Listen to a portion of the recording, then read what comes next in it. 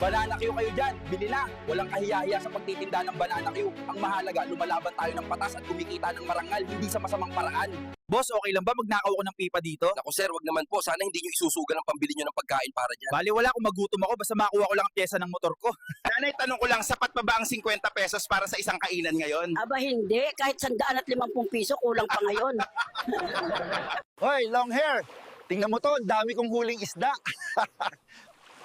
Swerte mo, kalbo. Sirena lang nahuli ko. Nagpalaki kang anak, hindi para gawing charity.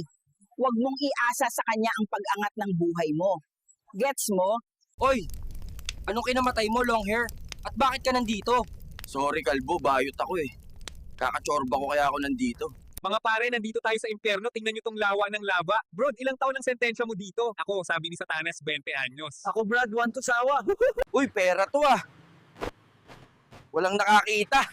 Matik na rin. Sige nga, kung matalino ka at magaling, sagutin mo ang tanong na ito.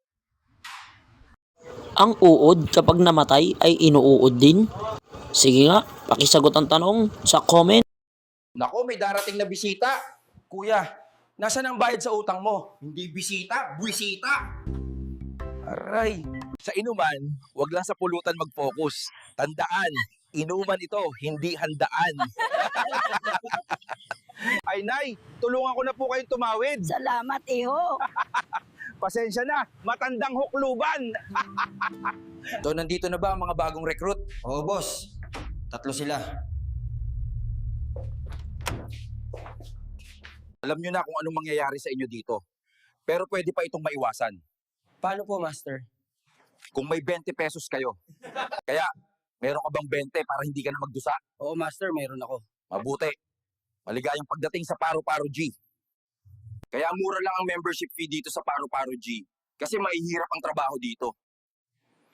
May ipapagawa ako sa inyo.